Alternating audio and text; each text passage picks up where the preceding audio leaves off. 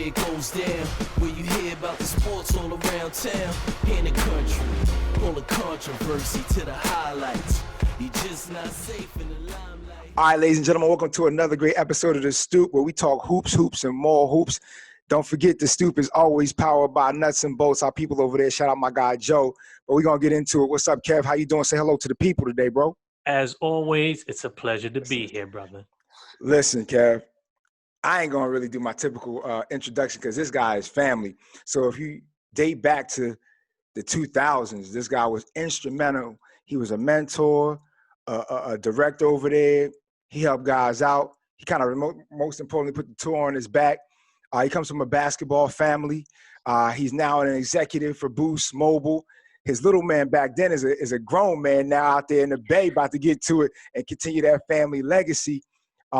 Man, it's an esteemed pleasure to have this guy on the show today, Mr. Maurice Elrod, a.k.a. Mo Rella. Thank you for coming on today, bro. Appreciate you. Yes, sir. No, man, I'm glad to be here as well. Like my man Kev said, man, I'm excited. All right. Hey, listen, I'm going to jump right into it. What age did you fall in love with the game of basketball, man? That's a great question, man. I would say early on. Like I remember I got an older sister, and she's 7 years older. And I remember going to the park with my mom and her, and I couldn't play, but I remember them just kicking my ass. You know what I'm saying? And I just always felt like, man, I got to get better at this. You know, how can I get better at it? I might have been 5 or 6. And one of my earliest memories is that. And then I used to have a Jordan Jammer. I think it was called like Dr. J Jammer back then. And I used to just I'll watch some games, and I'll just try to do whatever I saw. You know what I'm saying? And from there, the love was just real. And still to this day, it's crazy, man. Like the game of basketball has taught me so much, you know what I mean? And, you know, it's just one of those things you just never like really escape. It just stays with you forever. Got you. So transform and fast forward a little bit later, when did you actually realize you could do something with the game yourself as a collegiate ball player and so forth? Man, you know what? Man, so I played in high school. We had a really solid squad. I just felt like my high school coach, and you know, it's kind of a cliche thing, but for me, it's very, very real. Like my high school coach wasn't really disciplined enough.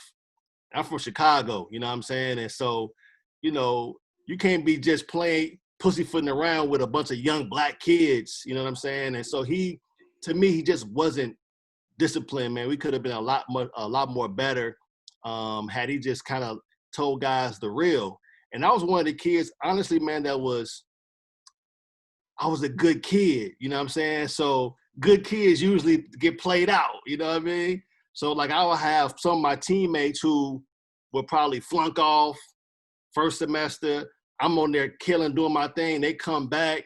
Now I'm back on the bench. You know what I'm saying? I'm like, yeah, I'm good. Like I'm trying to make it happen. So I ended up playing Division III at Oberlin College, man. And you know, again, you know, it's a grind. You know, just trying to find your way. So it really wasn't until like, you know, and Oberlin is a really good school academically. I didn't know that going in. I think a lot of times, man, as young kids, we focus so much on basketball that we really don't think about or look into, you know, other, you know, aspects of the game.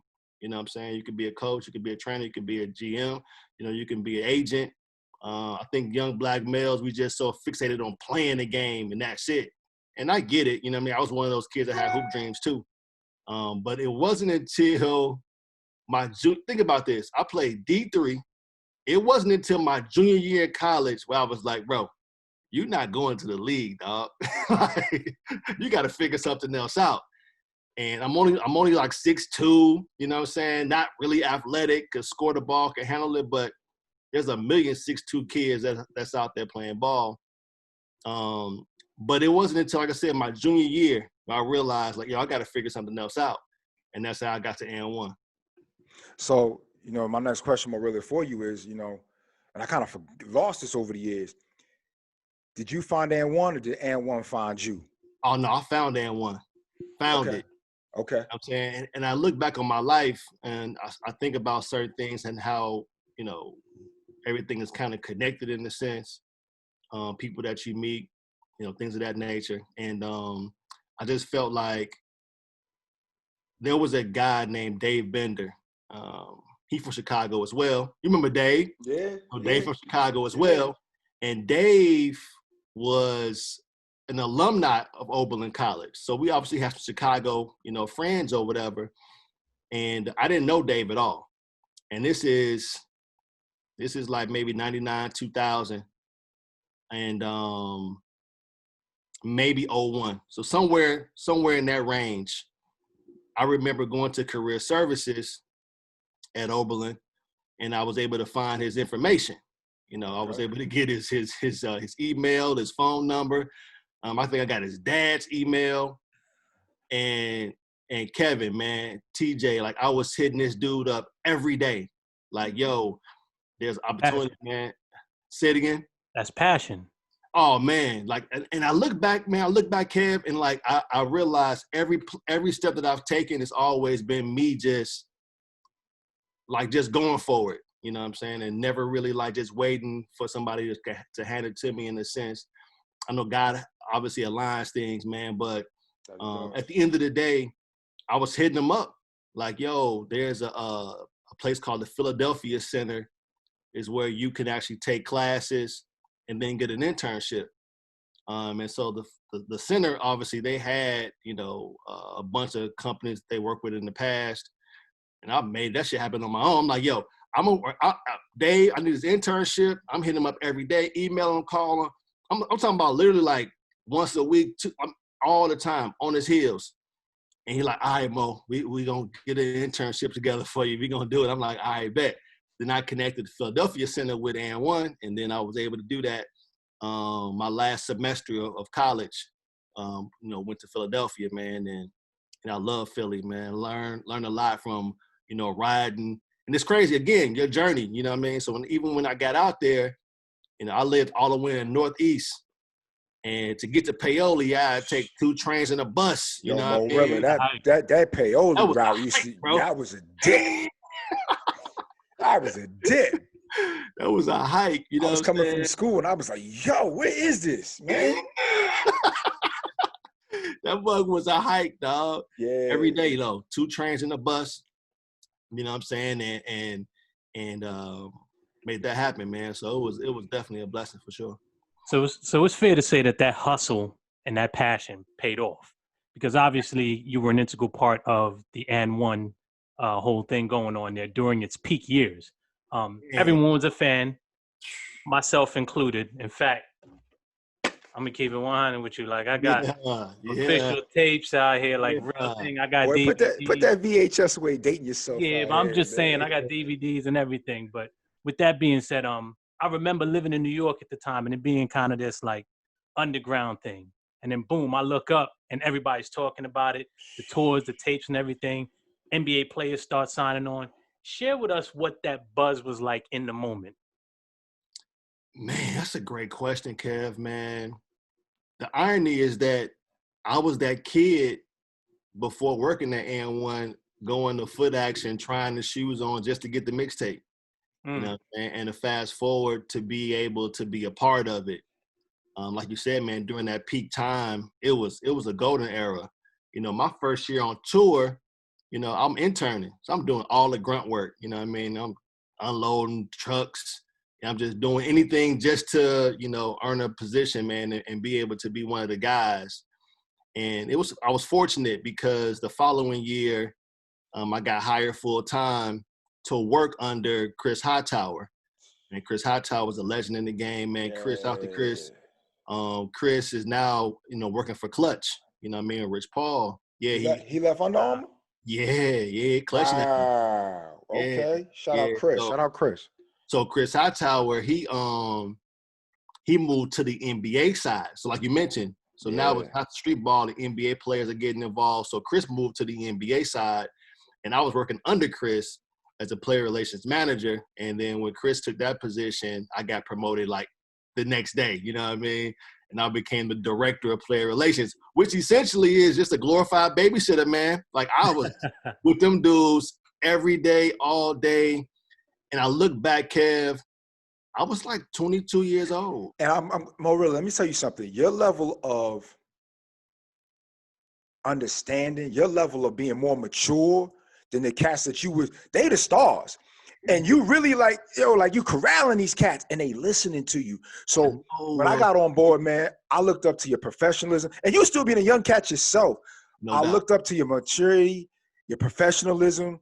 You took cats like me and Hood under your wing, showed us the ropes. But man, listen, you was it, man. And I never gave you your flowers on that, but salute to you, man, because you was a young goat, and everybody respected you, bro. So salute to you for that. I appreciate that, man, because I didn't, like you said, Kevin, in the moment. You know what I'm saying? In the moment, I'm young and I'm trying to figure it out. I'm trying to obviously I relate to the players.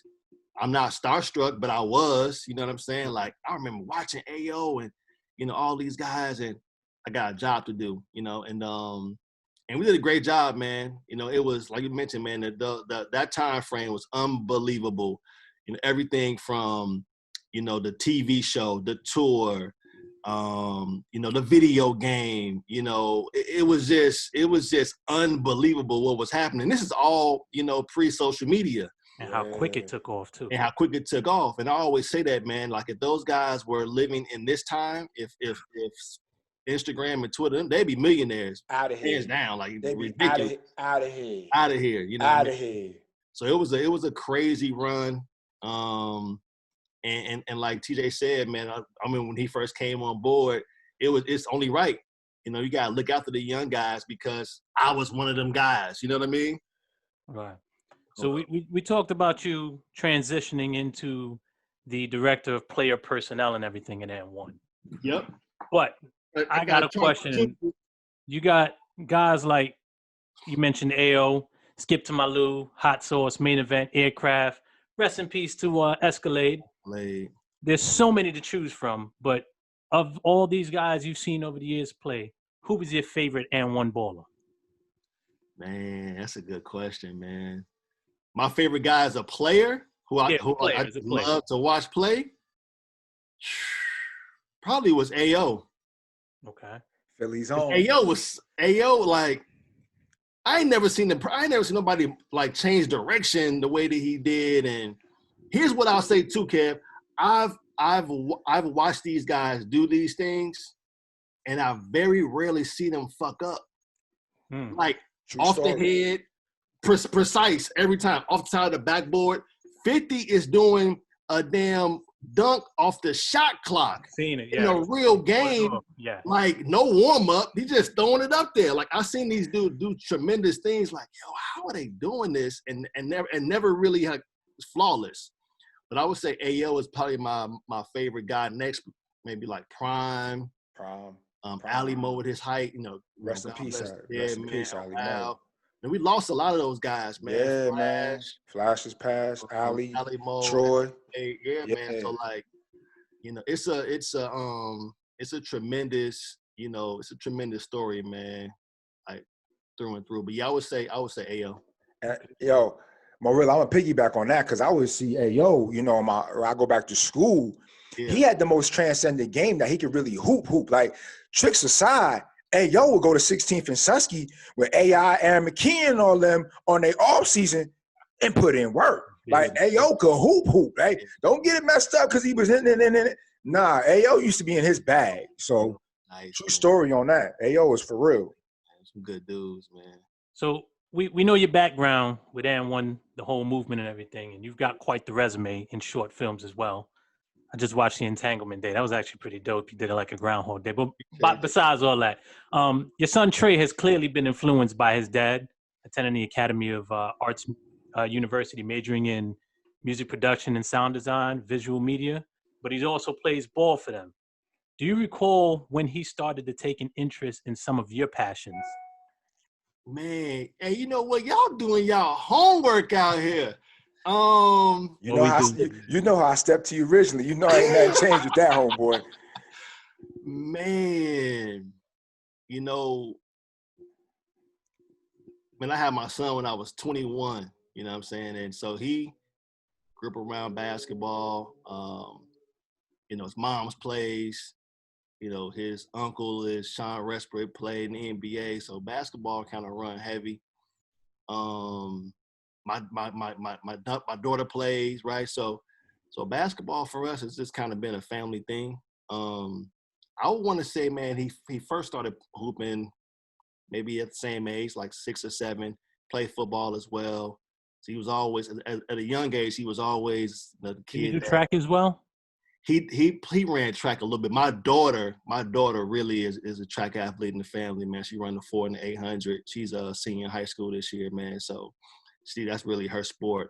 But Trey, like I said, he played football. He was always the kid that loved football during football season, and then loved basketball. So it was kind of back and forth. But then he took a liking to music. Like, and here's the funny part about the whole music thing is that we driving the games, and I'm listening. I'm putting them up on all of, Lupe, Fiasco, Hove, Nas, Wu-Tang, like Mobb Deep, like stuff that I grew up listening to. And so, if you ever listen to his music, like he has an older influence, obviously mixed in with the little young stuff. But when he was young, he would just sit there and he wouldn't bob his head. He would just sit there, and I'd be like, "Yo, is this dude listening to what I'm listening to?"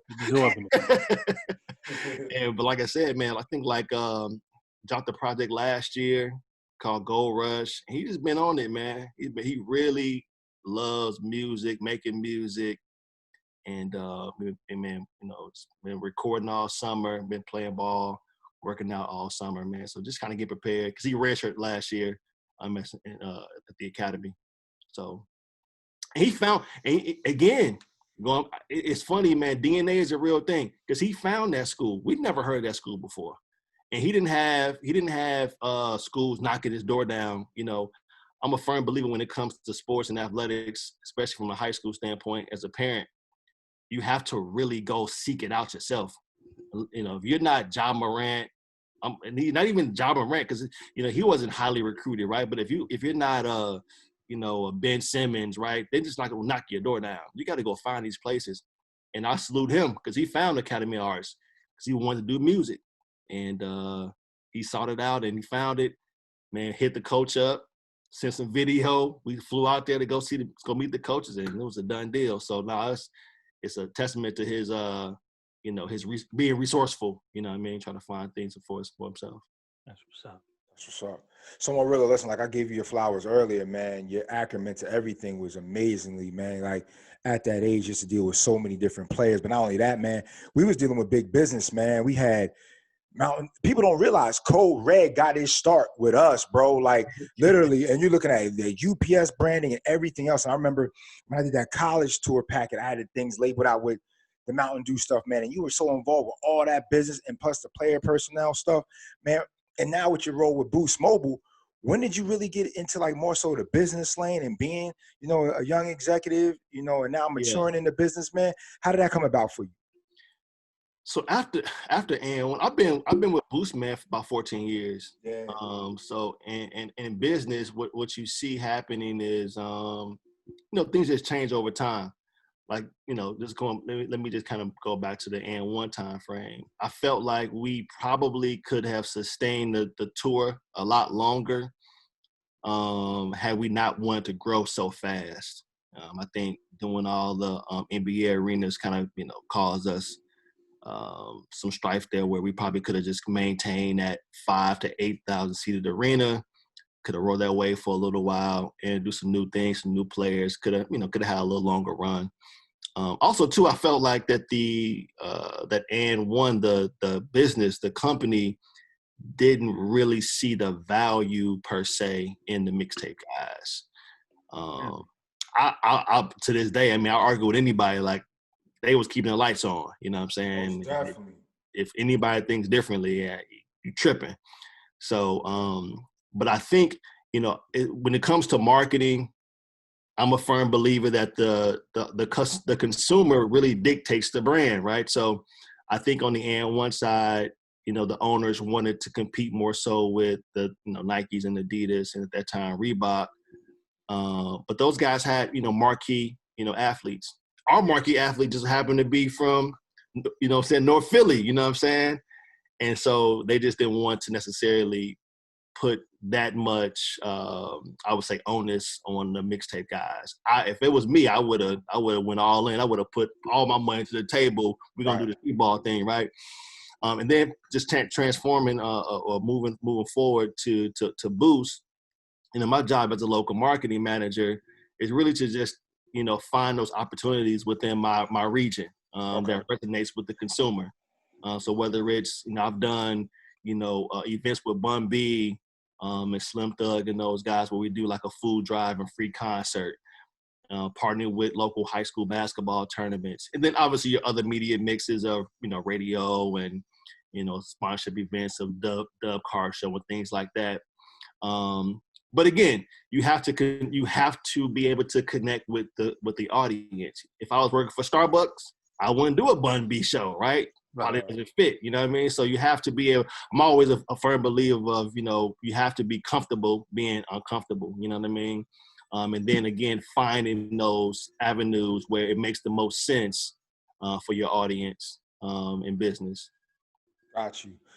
We alluded to this a little bit earlier, man, but unfortunately we had the untimely demages of 3 key people in terms of the tour with Flash, Escalade, and Ali Mo. Man, talk about those guys, what those guys meant, some of your fond memories where everybody probably wouldn't know those guys, but how special and instrumental they were to the tour and what they meant, and how funny, how people don't know, Escalade was dumb funny too, how funny these guys were, and they was just cool guys off the court, man. Like you couldn't even imagine.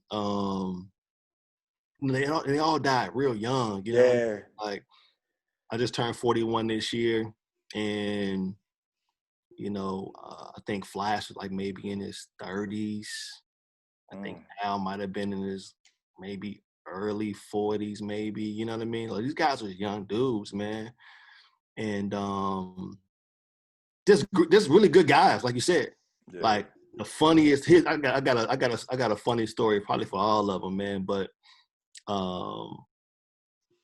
we was doing a photo shoot in New York. I hit Al. Now, mind you, this is like we just started getting cell phones is brand new, damn near. I hit Al like, yo, I'm in the city. Yeah, I see you tomorrow. He like, nah, Mo, I'm coming right now. I'm like, what's up? I want to get that per diem. I say, bro, I'm gonna see you in the morning, dog. I'm gonna see you in the morning. It might have been $150. I don't even know how much I don't know how much money I had to give him, but that dude got on the train, that dude came and hunted me down for that $150. And I wasn't in Harlem.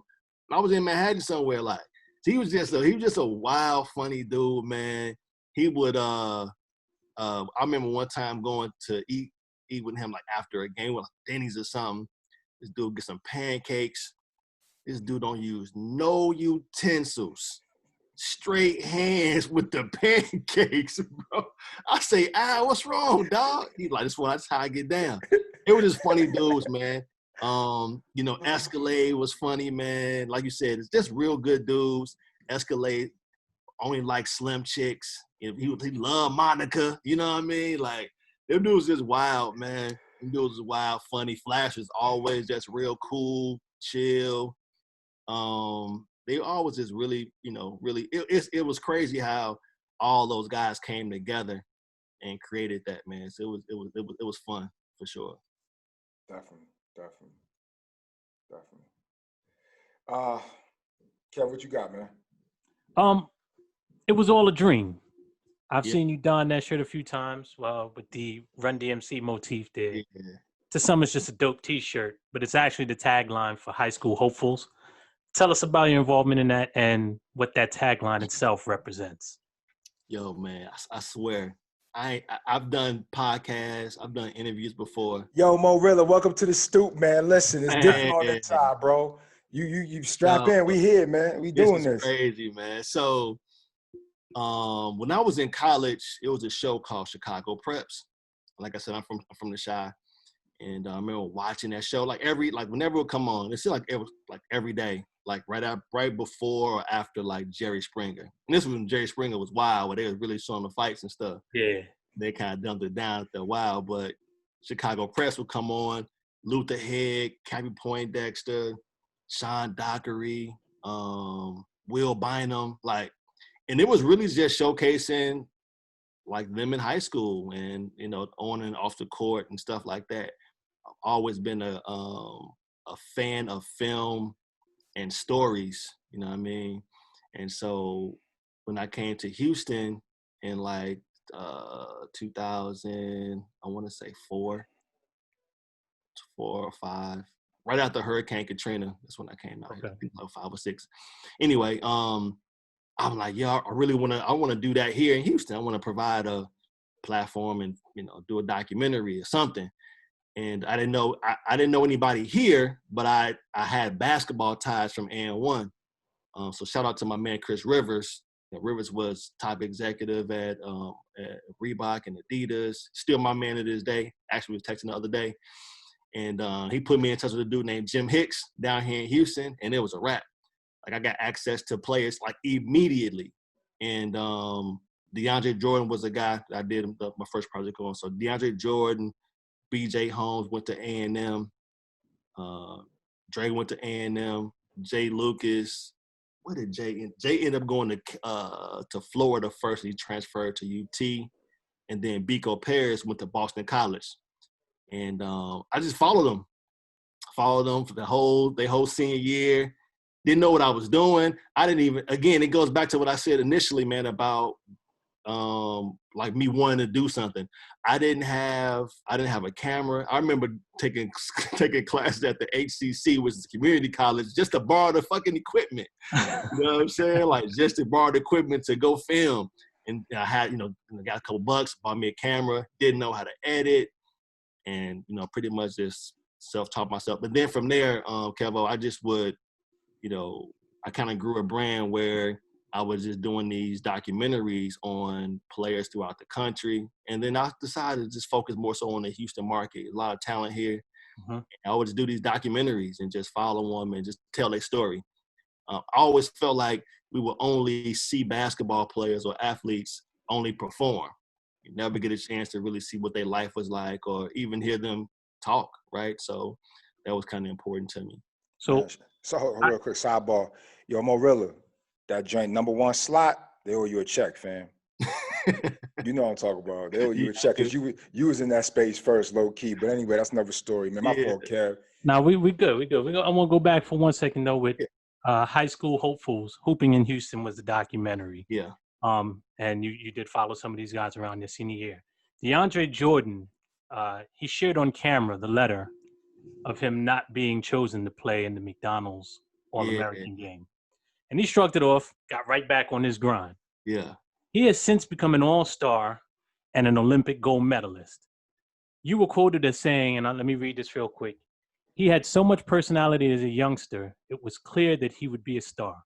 Was there a moment in that process of filming that you saw something and you knew he was destined to have stardom in the NBA? Yeah, man. Dre, you know, charismatic, funny. And I remember myself being 17, 18 years old, right? And I'm like, I didn't have that cachet. You know what I'm saying? Like, you could just look at certain people, you can just tell. And even like I said before, you know, I got access to those players, but I didn't really know them. You know what I'm saying? And some, and you know, certain high school kids are quiet. You know, they kind of freeze up on camera. You know what I'm saying? Like, he was natural with it from the beginning. You know, and you can just tell how he is. Yeah, obviously he's a lot more mature now. As a, you know, he got to be, you know, 30 plus. But nah, man, like a real, he had it. He had younger brothers he was looking after. His mom was real cool. Like, really dope family, man. So I really enjoyed, you know, working with him, and all the players, you know what I'm saying? But he had something that at that time I didn't really see in many high school kids. Go. Rella, you've been around the game for a long time, man. Even though you're a young man, still yourself in many regards. Oh, man, I appreciate it. From top to bottom, man. That's that coconut oil. Yeah. Yo, you still a lot, boy. I would say this to you, man. You've been around the game and you've seen some guys who really get to it.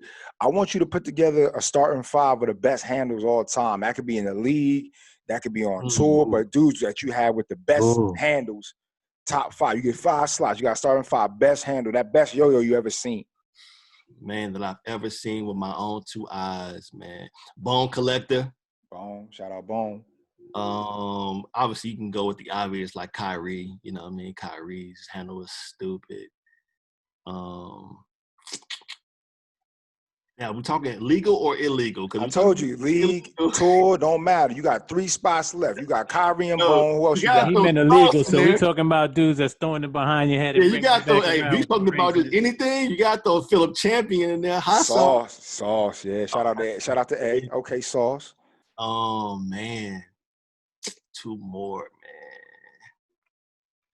I would have to throw AO. AO, his handle wasn't crazy, so I can't throw AO as far as handle like that. But he could handle that mug, though. I'm going to throw AO in there. Grayson don't get a look?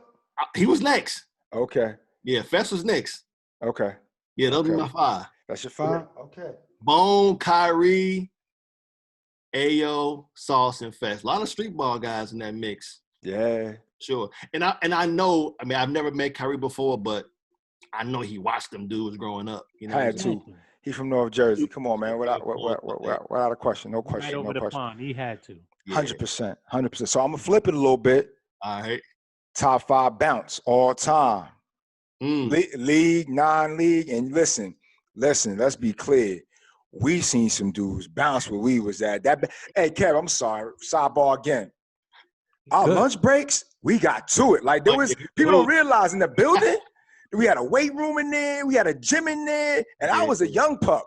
Yeah. You had to get next. That was what was so dope. Like that environment, the N1 environment, hands down, was next level. Because best working environment, bro. Everybody either play ball. It was almost like you had to love basketball to work there because everybody was a fan of the game. Like Seth got down. Like it was, everybody was hooping, man. So like lunchtime, and also too, Kevo, during the NCAA tournament, we didn't work. We watched the games all day. We just watched games all day. You know what I'm saying? Get some pizza, get some pretzels with some mustard on it. Like we was just chilling. That was the best internship of my life. My professor used to ask me, write a paper. I ain't really have much to go on because we hooped. I did work, but it was hard to pull. I was straight like, well, you know, I would always say I had time to reflect on my drive from Philly to Paoli, but it was hard to get material because it was the ideal job. But go ahead, Maurice. Like I said, top five bounce, man. Top 5 bounce. First one to come to mind is Helicopter. He was undersized too to get out. He was undersized, and I've never stuff he was doing was crazy. James White. Remember James White from Florida? Yeah, 2-hand from the foul line. Yeah, this was crazy. He played in the N1 game. Yeah, that was. Yeah, he did. He played in the N1 game, and I don't think he got in trouble, but something happened with Florida. Something happened with that because he played in the game. But we didn't pay him though, so I don't know what the issue was. But so James, I would say James White. You got to go with Vince Carter. You know, I remember that mural events in the building. That mural was crazy. Yeah. Yeah. Shout out to Vince Carter for wearing the Air Ones in that 2000 dunk contest. With the Thai cheese. Who else, man? I gotta go main event. I could throw Maine in there. Shout out Maine. Maine, that's crazy. I had bounce for sure, and I was undersized too. Hey man, Maine are both undersized guys. Yeah, because Maine about 6'3", 6'4". Yeah. I'm tripping on the last one. I don't even. I'm trying to think. So you ain't gonna put the Doctor Mike in there anywhere? Yeah, you know those are like obvious ones. Though. Got you. Flight Brothers. Springs. Yeah. Springs have bounce. So yeah, I'm gonna go with some non-obvious ones. You know what I'm saying? But yeah, it was some guys though. A lot of street ball dudes too, man. Like I say, they was like legendary for sure. I got to wrap up with one more quick question for you, Maurice. I know you got to go. You always busy, but, you know. Dude, I'm having a good time. It's a good conversation, man. Appreciate you. Y'all come with some stuff. Appreciate you. In today's world, man, basketball is definitely not the same basketball that probably the three of us grew up on. You know, you can't hand check. It's everybody your friend. It's different. It's just different. It's just different.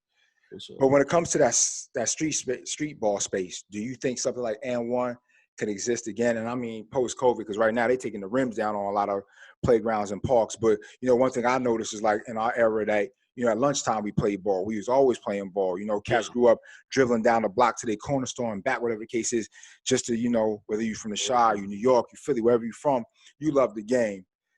Don't kids love the game anymore? Could a space like N1 still exist? Man, what's your thoughts on that? Man, Will we ever see it again? Another great question, man. I don't think so. Okay. I don't think so because you know, the space that when we was growing up and we played, it was pure. The love of the game was pure, man.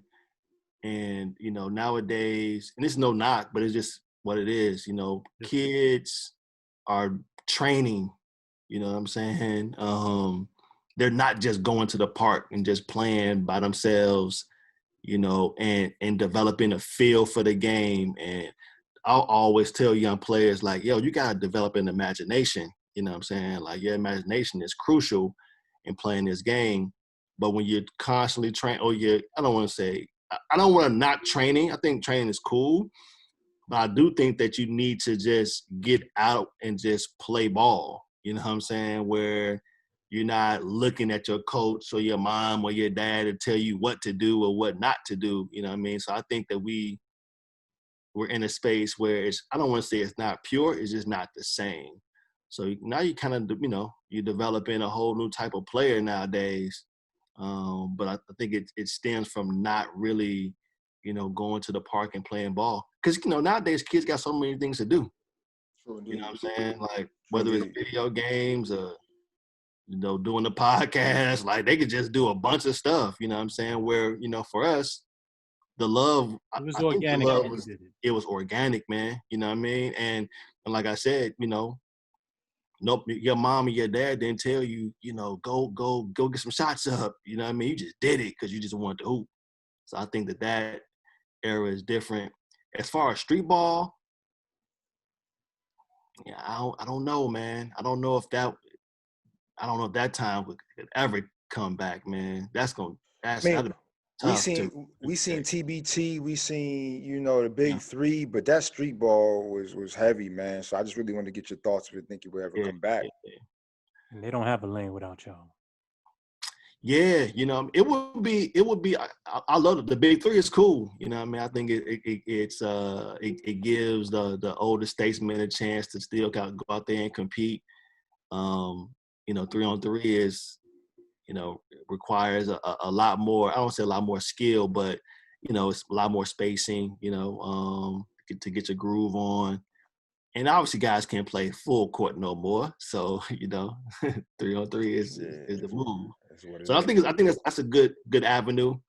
I just don't know if street ball would, that's tough, man. That's tough.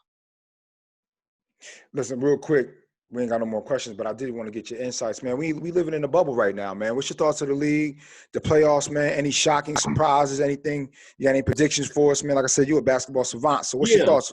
Talk to us. So I was really against the bubble initially. I felt like it would I felt like we as a society would kind of get away from what we were fighting for initially, right? Okay. So I was hoping a lot more players didn't play, like, at all. Like, I'm cool with, like, not playing. Like, when Cap was kneeling, I wish guys just didn't play. I want to see you bring that third and fourth string, you know, player and continue to bring revenue to your organization when, you know, the main guys ain't playing. And I think sometimes players don't understand that their value a little bit more like timid. you kind of undermined the movement a little bit. Oh, completely. Because we don't talk about it no more. Not it anymore. It don't have that same feeling. Like, people say, man, keep the same energy. Energy ain't the same. 3-4 weeks ago, 5 weeks ago, when it was heavy, you know, it was topic, you know, top conversation. And that was a perfect storm because we were at home. You know what I'm saying? Like, if it wasn't for this pandemic, And, you know, it wasn't like George Floyd was the first person we've ever seen it happen to in our lifetime. It was just that time frame was everybody at the crib, people fed up, let's go do something about it. You know, Spotlight was on for yeah. sure. So I felt like, you know, bringing the NBA back, you know, would just be a distraction. And it is. It's clearly is, because no one's really talking about it. Yeah, you got symbolism, Black Lives Matter on the floor, things on the jersey. That's cute, you know what I'm saying? But what are y'all really doing? You know what I'm saying? So, but as far as the basketball, obviously we love it, you know what I mean? No real predictions per se. I do have the Blazers beating the Lakers. I called that last week. I don't think the Lakers have enough firepower. Oh, you mean the series? The series. Wow. The series. Kevo, let me tell you something. I watched the game. I can't wait for the game tonight. Neither can I. Not saying that if they lose tonight, then, you know, they can't come back and all that. But I watched the game, and I just don't think that the Lakers have enough offense. I mean, obviously AD and LeBron going to do their thing, clearly. KCP, even though he had 1 point the other night, what is he probably averaging? 8? So he ain't far from his average. He ain't doing nothing like that anyway. Danny Green is unreliable. He makes shots from time to time. And he's your best shooter. And he's struggling right now. And he's been struggling like the whole entire bubble. Mm-hmm. So your best shooter is struggling. Caruso can't make a shot. You're not playing Waiters, and you're not playing JR. Where are you going to get more offense from? So here's the flip side. Everybody's saying, man, you gotta limit KP and Caruso minutes. Great. So you do that, and you bring JR and Waiters in, who's going to probably score for you, but they can't guard Dame and CJ. They're 100 years old. They're not keeping them in front of them at all. Right? So you kind of like, you got to give up. You got to pick your poison. Do you play Caruso and hope he make a shot, or put JR in where he might be streaky? He's going to make something for you, but he can't guard his lunch. So they going to struggle offensively. They might get swept. Wow. I'm talking real reckless right now. Yeah. So let me give my flip side to that now. I'm listening. And we've actually had this conversation as well. Okay. The Blazers thus far have had to have all types of heroics just to get to this point. Dame has balled out of his damn mind. You've had CJ McCollum. You've had Carmelo Anthony. Some guys hit some very timely shots that otherwise they go home. Yes. They right now, and this is why I even predicted that they were going to steal game one. Mm-hmm. They came into this, at least for the bubble, battle tested. And they catch the Lakers kind of off guard because they hadn't really had to deal with this type of thing. Like, the Blazers are sharp right now because they've been playing for their lives. What's going to happen is fatigue is going to set in on them because they haven't really played. We have the bubble, everybody's back in. They jump back in, and they've already shot their load, so to speak. I cannot see them continuing at this particular rate and having the heroics that they've had just to get to this point, and then still go out and beat not only but LeBron but AD, who are both playing pretty well. I just don't know. They both have they've been streaky off and on, but at some point, I'm not even a LeBron fan, but you can't count this man out that easy. Yeah. No, I mean, you make a hell of a point. I just really just don't think that the Lakers have enough offensive firepower just to compete. Yeah, I think those guys will struggle at some point offensively, but even still, I mean, Gary Trent. That being said, though, the Blazers are struggling defensively. Oh, they can't guard anybody. But you know what? It's all about adjustments too. Mm-hmm. So I'm wondering what Vogel's going to do. You know what I'm saying? Because the Blazers made an adjustment. They played Nurkic and Whiteside together, and that actually looked pretty solid. I'm like, okay. So I just want to see. And then the Dwight Howard, to me, he just goofy. Like he just be Nah, fouling. but hold on, Marilla. That's where I gotta step in because I'm gonna say what Shoulders is gonna do. Shoulders. What Shoulders is He gonna is do. on shoulders. He is. If you look at it, his nuances and his quirkiness on defense, y'all got to remember, this is an all defensive player right here. Yeah. His Orlando Magic, let me explain something. He's going to rattle Nurkic and Whiteside enough to get under their skin like he did last game to take them away from what they are here to do and their team concept that Scott's has them playing in. Now, I'm going to tell you the key factor, which everybody ain't speaking on, but let's be honest with that big elephant over there in the room. This is the first time I've seen in about 7 seasons that Carmelo Anthony got back on defenses on the defensive stance and put his hand out and touched Bron, like actually played defense. You got to realize he's playing for a contract next season. Once his bubble is over, Melo back in that Manhattan gym working out because at his age, from 36 to 37, who might be really calling him next year? So some of these dudes got a lot to live for. CJ is also trying to, come out of Dame shadow a little bit and say, I'm here too. Man, listen, CJ coming from a family, I don't know if y'all know his brother. His brother is a gun. The one to play overseas, he a little bit more undersized. He played for Overseas Elite last year for TBT. So there's a lot of factors that y'all got to see with people trying to prove themselves. But I think, and I told you this, Kev, my man Mo really understand what it is. The Blazers are going to beat the Lakers. Is whether it's going to be 4 or 5 games. All right, I've got your take on it. Lakers are going to even want to be in the bubble. Like, they're trying to get back to Cali. They don't look like they want who. I'm telling you, like, tonight will be, it's a game-by-game thing. You know what I mean? I really think that the Mavs can beat the Clippers. I'm just saying, like, some of these matchups are not favorable for who we think should win. You know what I'm saying? Like, on paper, the Clippers look like, okay, but the unicorn and Luka. Say that again. Who could be who? The Mavs can beat the Clippers, bro.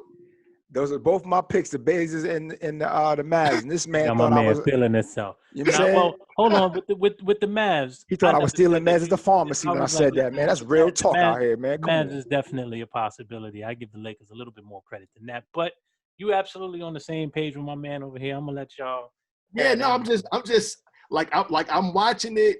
Yeah, I know before the bubble standings and all that. I get it, and I know the game has changed now. Supposed to win. You know what I'm saying?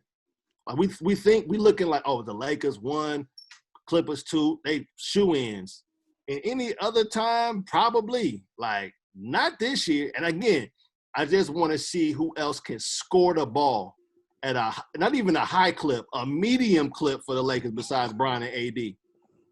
Like somebody got to get some points, and if they can't score it, they in trouble. Real talk. They in trouble. Hold on, I got another one for Mo Rilla since we got him on the line. Mo Rilla, who got to go? Who got to stay? Ben Simmons. I knew he was going.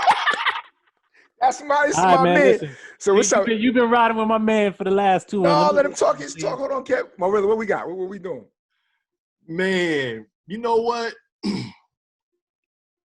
I like Joel because of his game, his skill set. But I really think that Joel is, he will probably forever be an injured player in his career. You know what I mean? You probably would never get 82 out of him consistently, right? And then with Ben, I don't know. I don't understand a person that don't want to shoot the ball. Like that's crazy to me. I don't even understand that mentality at all. You know what I'm saying? So it's like, I'm looking like, bro, you don't want to shoot it. You big as hell. So I would just get rid of both of them, honestly. But you got to pick one. You got one's gonna stay. One's got to go. Pick. All right, so I'll keep Joel. I would keep Joel, and hopefully he can stay healthy. You might be able to, Kevin. You might be able to build around Ben a little bit better. Maybe put him at the 4. He's not a point guard, so I think.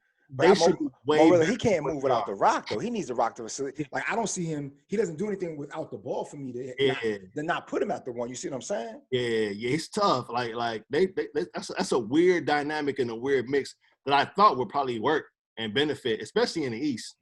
I don't even think that Milwaukee gonna come out the East. I got Toronto. Yeah. With Ben Simmons, I want to get back to that for a second because I think where it really ended up falling apart for Philadelphia this year in particular is they let guys like Jimmy Butler and JJ Redick walk, where you have a player in Ben Simmons that has to drive and kick. Mm-hmm. He no longer has that luxury. Mm-hmm. You know, Tobias Harris, as my man TJ says, he's not it. So He you ain't remove those guys and you've basically made Ben Simmons worthless to your team now. That's a good point. His reluctance to shoot is ridiculous. Like, I don't care if you shoot 20%, just take the shot and keep the defense honest. Like, I don't understand it at all. I think you're right. They gave Tobias the super bag. Yeah, he 180 mils. 180 mil. He just out there. You know what I'm saying? Like, I feel sorry for the organization, man. I don't know what to tell him, man. It's crazy. That was crazy for me to get an unproven guy that many chips. Like, I don't understand. Like, what made him worth that? But then you let JJ, and we already had a conversation. Buckets wasn't staying, but guys that were great role players and guys who knew their roles, and TJ Connell and JJ Redick, you let them roll. But then you give this guy the bag for who, for what? I have no idea. Morilla, I do got one more, man, and because you know, a lot of guys in that era were moved by him. What was your thoughts when you seen the loss of the great Kobe Bryant, bro? Man, you know, that was wild, bro. That was like the beginning of a wild ass 2020, bro. Yep. I'm obviously, you know, Jordan to me is the greatest of all time. You know what I'm saying? So, huge Jordan fan. I was never a Kobe Bryant fan, but I respected the hell out of his game. You know what I'm saying? I was never like with the Lakers, but he was always super nice. You know what I'm saying? And that was just a sad day. Like, I remember just on my phone seeing it, and then people calling and texting, and I'm like, is this really true? And then to hear that it was more people that was on the helicopter, so I'm like, I'm really tripping. Like, wow, I hope. And then it was his daughter. You know, I got kids. That was tough, man. That was a real, like, I cried, bro. My son was crying because Kobe to my son is Jordan to me. You know what I'm saying? I didn't think he was gonna take it the way that he did. Honestly, you know, I was like, man, Trey is really feeling, you know what I'm saying, this situation. I remember, man, going to a All-Star game in LA. He was a youngster, so he didn't go with me, but I remember buying him this Kobe t-shirt. And, you know, like back then, you know, I might have got like a large. This dude was a small, so it took him about 5 years to grow into it. It was sitting in his closet for a long time, man. But that's crazy. You know, that was just a crazy time, man. That was unbelievable. And even to this day, like, you think about it, like, it still don't seem real. Don't even seem real. Not at all. Super surreal. Listen, same with Nipsey. You know what I'm saying? Oh, like, yeah. This seems, and I was bumping Nipsey, man. Shout out All Money In. Yeah. I'll listen to Nipsey, man. My very first time finding his mixtape, I was in LA, like 2008. And, you know, you go to like Supreme or, you know, Diamond Supply, they have like CDs just sitting in there. I remember just grabbing one, threw that boy in, like, yo, who is this? I'm like, this dude cold, you know what I'm saying? So people don't know Neighborhood Nip was that dude for a while. That dude, man. So he was that dude for a while. Just like, you know, guys die young. And obviously, man, you know, Kobe and I same age.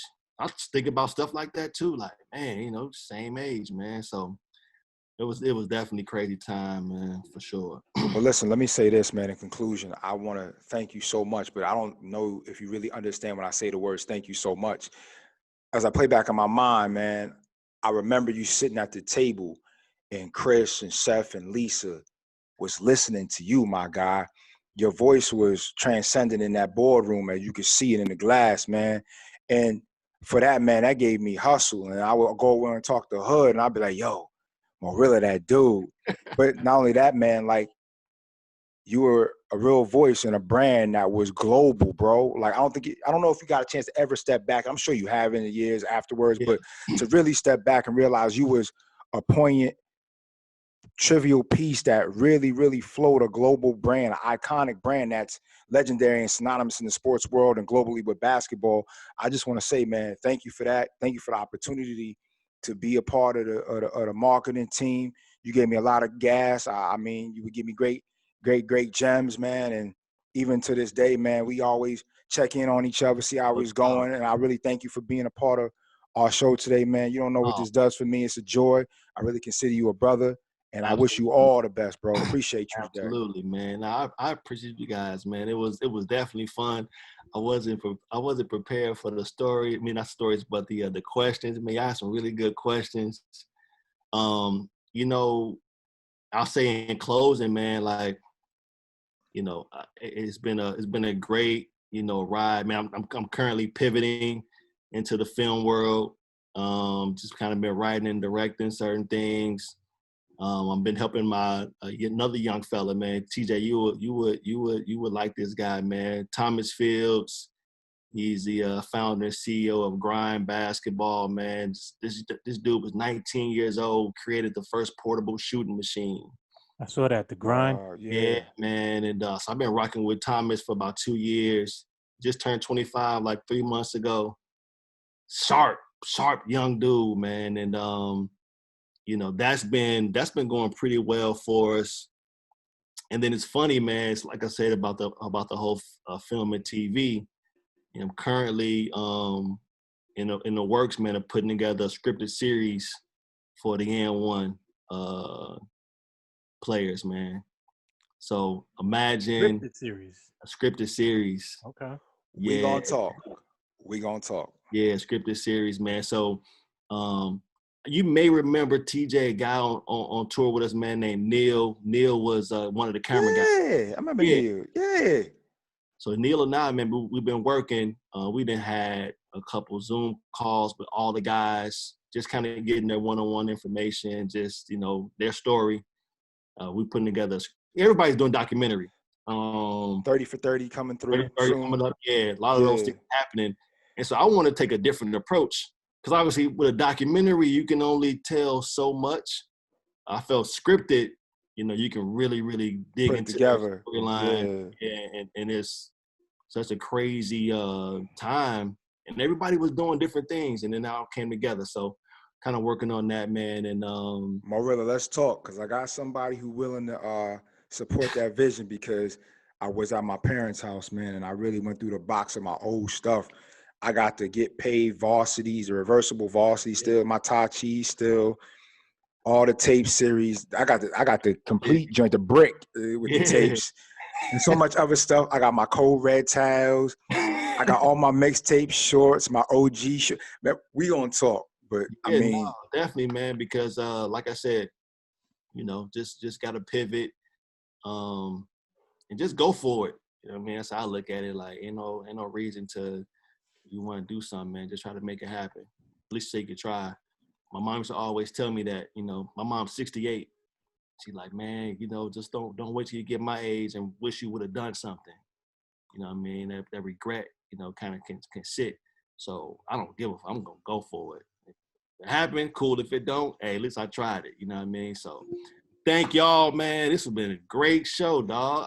I didn't know what to expect. That's why I said I didn't want to talk to you. I didn't want to hear nothing about who was on before, how y'all do it. This was dope, man. I really appreciate the Stoop, man. Y'all got some good stuff here, man. I appreciate you, brothers, man. Appreciate you. So for my guy Kev, it's TJ once again. Shout out to Nuts and Bolts Sports. Another great episode of the Stoop with my guy Rella, Mr. Maurice Elrod. Peace, y'all. Some say that it gets no real on the field or the court. We capture the thrillers. Some opinions and all of the truth. Real people talking real sports on the Stoop.